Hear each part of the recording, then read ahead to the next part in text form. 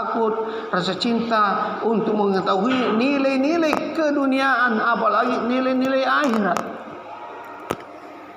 Nilai dunia saja, jikalau ada menjual sesuatu benda, misalnya dia dipanggil untuk bekerja di satu rumah bangunan, maka dikontrak dia berapa lama engkau mau kerjakan rumah ini selesai. Maka orang kaya ini sampaikan kepada tukang yang pemborong, insya Allah saya bisa kerjakan 4 bulan. Kalau begitu silakan kerja. Padahal ini yang tadi yang tukang ini bagus kerjanya, betul-betul bagus sehingga dipanggil. Meskipun demikian dia mau cuti, dia mau istirahat, tapi diminta dengan baik agar supaya memberikan waktunya, kesempatan terakhir untuk bosnya. Akhirnya dibuatlah pembangunan itu hanya 3 bulan dikerja dengan acak-acakan sesuai dengan kehendaknya. Maka dan demikian setelah selesai dia maju kepada bosnya, bos, alhamdulillah sudah jadi rumah yang dikehendaki, yang dipesan sama saya. Kalau begitu mana kuncinya? Dia bilang ini kuncinya. Begini, terima kasih banyak atas kesiapanmu untuk membantu saya membangunkan rumah. Saya berterima kasih banyak kepadamu. Dan demikian ini kunci, saya kembalikan kepadamu. Ambillah ini kunci sekaligus rumahnya. Bagaimana kira-kira Bapak sekalian? Seorang yang telah membuat rumah, dia tidak pernah menganggap dirinya bahwa dia akan dapat rumah. Tentu sangat menyesal kenapa dia buat rumah acak-acakan, tidak sesuai dengan yang sebaik-baiknya.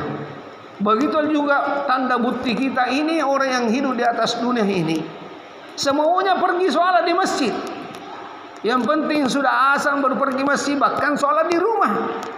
Ini semuanya bangunan-bangunan akhiratnya tidak dibangun dengan baik. Maka nanti akan menyesal menerima daripada amalannya waktu meninggal dunia. Nah, kita mau kemana kok tidak meninggal? Apa yang kita mau bawa? Bukan uang, bukan pangkat, bukan jabatan, bukan dan lain sebagainya, tetapi amalnya. Maka berlomba-lomba memperbaiki nilai sholatnya, karena sholat itu adalah kunci untuk masuk surga. Kalau sholatnya yang tidak beres, semuanya tidak beres. Maka oleh karena ini sidang jamaah Jumat yang dimuliakan oleh Allah Subhanahu wa taala harus tahu nilai. Kalau tidak tahu nilai untuk akhirat, maka kita akan menyesal nanti di akhirat di hadapan Allah Subhanahu wa taala. Dan Allah sudah sampaikan lewat Al-Qur'an, lewat nabi, ulama-ulama, ustaz-ustaz, guru-guru akan berkata orang-orang yang sedikit amalnya di depan Allah, Rabbana absarna wa sami'na farjina masalah inna muqinun. Ya Allah, kembalikan saya, Allah, saya sudah mau buat kembali pekerjaan itu yang Engkau suruhkan. Tapi Allah mengatakan, "Fasuku bima nasitul liqa yaumikum hadza. Inna nasinakum wa zuqu adakum tamalun." Nah, ciddako, siapa suruh kamu? Sudah disampaikan kamu, sudah dibimbing, sudah diajak oleh ulama-ulama, ustaz-ustaz, guru-guru, bapakmu, tapi lahum qulubun la yabqauna biha. Ada hatimu kau tidak pakai. Lahum qulubun la yabqauna walahu azanun, ada telingamu kau tidak pakai. Walau ayunun la yubsiruna biha, punya juga mata tidak dipakai. Ulaika kal an'am, orang-orang seperti ini derajatnya seperti dengan binatang. Lebih rendah kedudukannya dibanding dengan binatang. Kenapa? Sudah dikasih hati, sudah dikasih mata, sudah pendengaran, tapi tidak dipakai-pakai mendengar panggilan Allah Subhanahu wa taala. Tapi kalau panggilan lagu-lagu, panggilan orkes, panggilan masyarakat ada di sana, kegiatan berlomba-lomba, tanpa dipanggil dia hanya dengar-dengar saya berita, dia menuju ke sana. Sementara untuk panggilan Allah yang mutlak menyelamatkan diri kita untuk di akhirat, mau tidak mau, suka tidak suka, pasti kita tinggalkan dunia. Dunia ini bukan tempat tinggal, tapi tempat meninggal. Saya ulang, dunia ini bukan tempat tinggal, tapi tempat meninggal kita semua. Kita tidak tahu kapan kita meninggal, besok atau lusa atau sekarang dan lain sebagainya. Saya punya ustaz sendiri, khutbah Jumat, khutbahnya hebat tentang kejayaan amal agama. setelah dia turun dari khutbah, sujud terakhir meninggal dunia.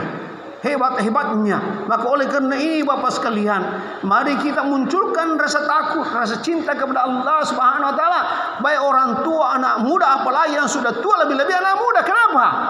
Tidak ada Allah sampaikan tentang kematian kita, kapan matinya. Semuanya harus bersiap-siap untuk mati kapan saja, dimanapun saja, dan siapapun kita bersama pasti akan kita tinggalkan. Kalau bukan suaminya duluan, istrinya dulu. Kalau bukan anaknya, maka cucunya lebih dahulu. Semua ini ada di tangan Allah Subhanahu wa taala. Tetapi yang menjadi ukuran kebaikan untuk kita menjadi selamat yaitu salat. Kalau bagus salatnya, maka bagus semua. Bagaimana mau bagus kok terlambat sholat, terlambat masuk surga. Sudah mutlak itu, terlambat masuk masjid, terlambat masuk surga. Tunda masuk masjid, tunda masuk surga. Apalagi kalau hari Jumat. Nanti sudah azan berkumandang baru masuk masjid. Oh, pasti tidak akan pernah cepat masuk surga nanti di kemudian hari. Kecuali Allah ampuni dosa-dosanya, diberi petunjuk untuk bisa berubah sebelum meninggal dunia. Apakah ada? Belum tentu. Kalau tidak ada ciri-ciri, tidak ada kita punya tanda-tanda, senantiasa latihan untuk setiap minggunya, latihan setiap bulannya untuk merubah diri kita. Tidak akan pernah merubah dirinya bapak-bapak siapapun dan saya kalau bukan dirinya yang merubah sendiri. Innallaha la yughayyiru ma biqaumin hatta yughayyiru ma bi anfusihim. Allah tidak merubah nasibnya bapak kecuali merubah dirinya sendiri. Kalau dunia Allah sudah tentukan hidupnya, matinya, hartanya, makannya tidak akan pernah mati sebelum hartanya habis yang dimakan. Tapi untuk kehidupan akhirat kita ini tidak pernah disampaikan bagaimana kita punya hidup di atas dunia ini. Apakah benar atau tidak tentu ditentukan oleh diri sendiri masing-masing. Sejauh mana dia berpikir, rasa cinta kepada Allah Ta'ala, rasa takutnya dalam kehidupannya, sehingga insya Allah mudah mengamalkan perintah Allah SWT. Jangan hanya takut yang perkara dunia. Dunia takut kalau tidak bekerja, tidak perlu takut untuk dunia.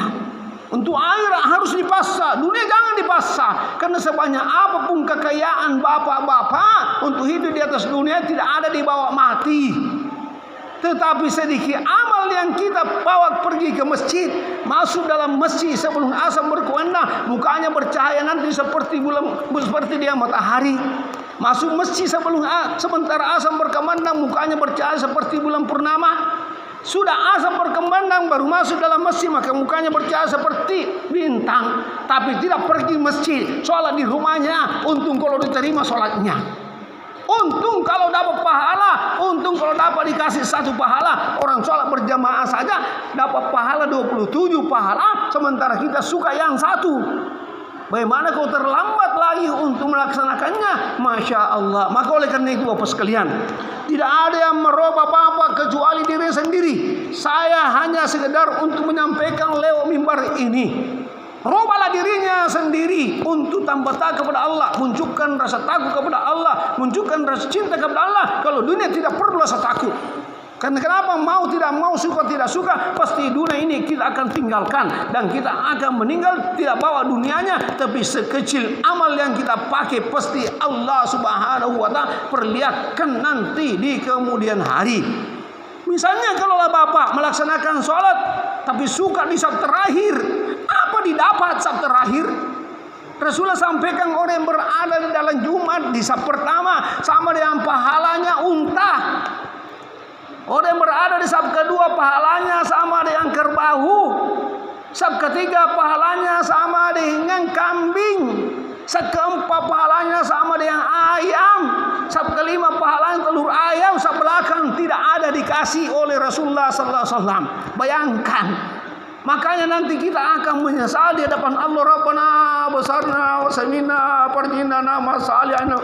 Kering pemoteri kapeli suka kasih malaikat kering. Masya Allah. Saya mau kerja ya Allah, saya minta zuk innaka antal azizul karim. Ya cinta.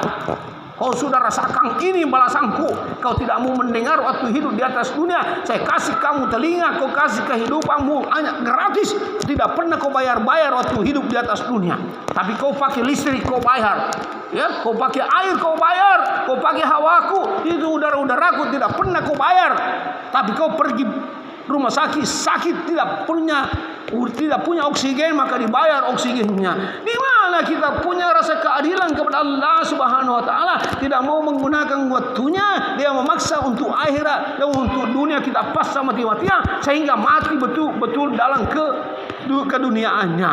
Maka oleh karena itu, bapak-bapak yang dimuliakan oleh Allah Subhanahu wa taala, latihanlah, paksalah dirinya sehingga satu waktu kita akan senantiasa, kalau Jumatnya suka terlambat masuk masjid, terlambat juga masuk surga.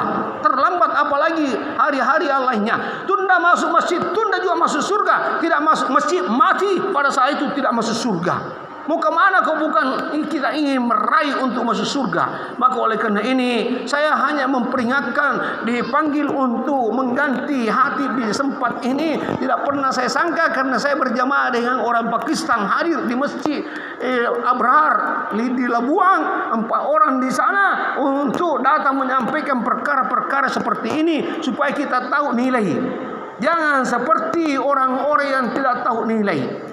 Bapak-bapak tahu nilai untuk akhirat, jangan hanya untuk dunia. Seperti yang saya gambarkan tadi, bahwasanya hanya ada orang tahu nilai dunianya tapi akhiratnya tidak tahu. Maka oleh karena ini, apa yang sampaikan di khutbah Jumat yang singkat ini, semoga Allah Subhanahu wa taala berikan kekuatan dan kemudahan. Nanti bersama jamaah setelah khutbah Jumat diambil waktunya 5-7 menit untuk lanjutkan. Barakallahu li wa lakum fi Qur'an azim wa nafa'ni wa iyyakum